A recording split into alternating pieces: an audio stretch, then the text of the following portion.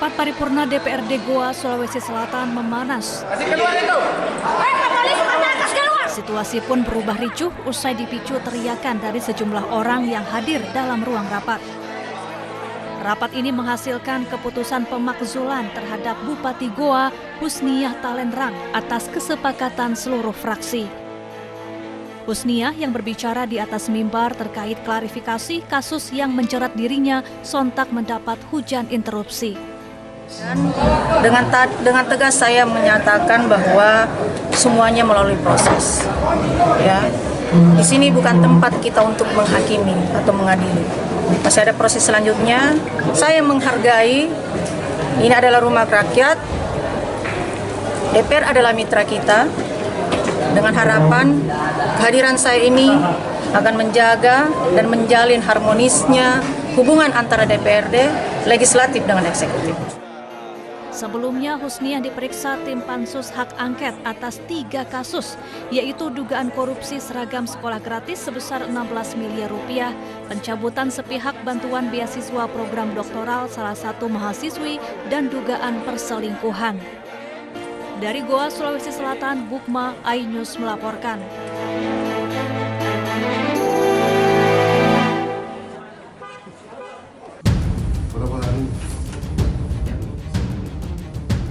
Tim Catanras Satreskrim Polrestabes Makassar menangkap seorang mahasiswa di sebuah indekos di Makassar bersama teman perempuannya.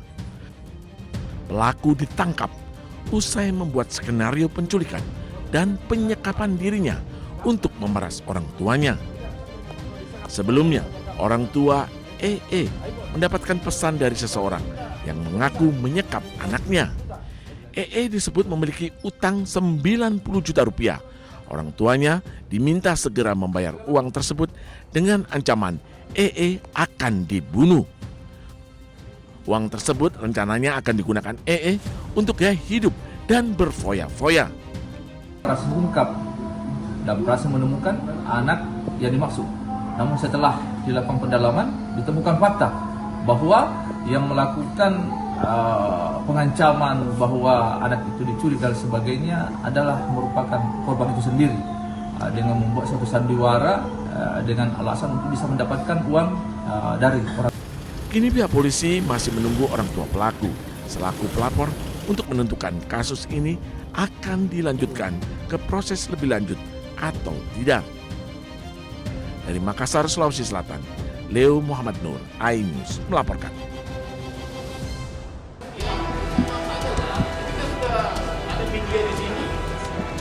Sidang perdana gugatan perbuatan melawan hukum PMH terkait keabsahan dokumen legalisir ijazah Presiden ke-7 Joko Widodo digelar di Pengadilan Negeri Jakarta Pusat Rabu siang.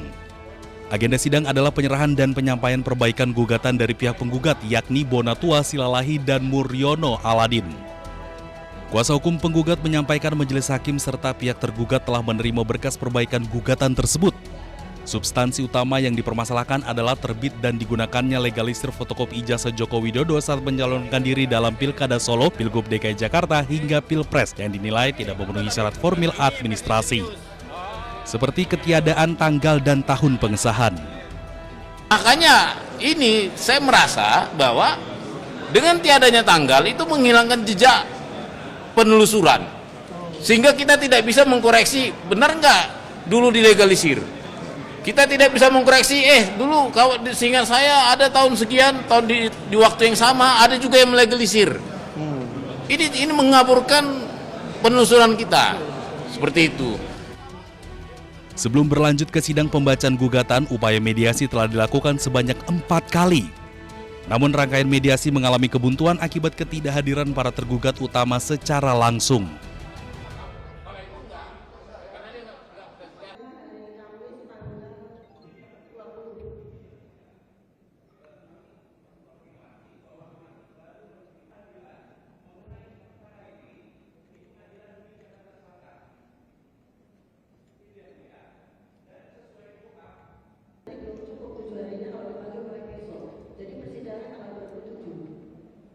Dipanggil untuk hari Kamis tanggal 27 Agustus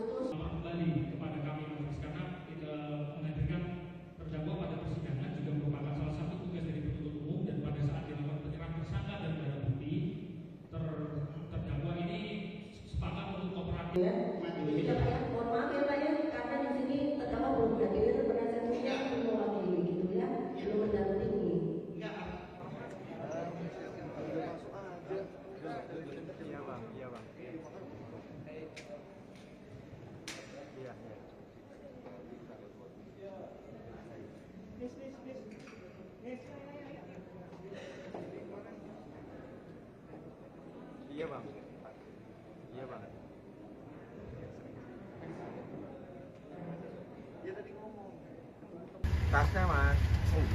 Ya. Mau tanya apa Pak?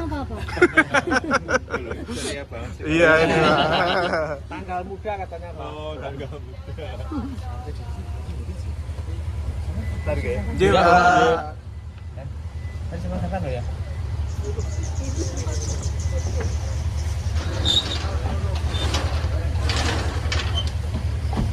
Awake dhewe ketok. Ya. Ada Pak. Iya.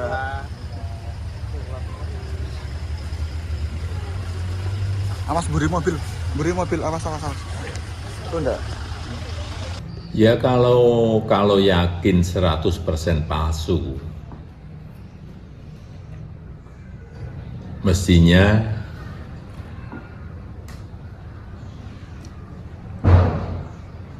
masuk ke pokok perkara di persidangan itu diikuti, tidak malah pra-peradilan. Biar perkara ini segera selesai, masalah ini bisa segera selesai. Kalau untuk sidang rencana besok dari Pak Jokowi seperti apa Pak? Kalau siap hadir kalau Hadir, kan sudah saya sampaikan, saya akan hadir membawa ijazah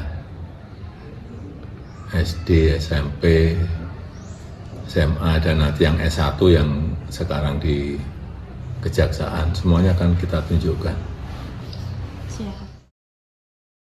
المحكمة بالإجماع ما يلي: أولا تجريم المتهم الفار بشار الأسد ابن حافظ والدته أنيسة تولد 1965 بجناية القتل العمد وجناية القتل القصد لأكثر من شخص والقتل القصد لأطفال دون سن 15 من العمر والقتل القصد المترافق مع أعمال التعذيب والشراسة وجناية التحريض على القتل العمد والقتل القصد لمرات متعددة بوصفها جرائم ضد الإنسانية وجرائم حرب، وبجناية التعذيب والتعذيب المفضي إلى الموت وجناية الحرمان من الحرية لمرات متعددة بوصفها جرائم ضد الإنسانية وجرائم حرب، والمعاقب عليها بموجب المواد 534 535 556 و216 من قانون العقوبات العام والفقرتين ه وواو من المادة 2 من القانون رقم 16 لعام 2022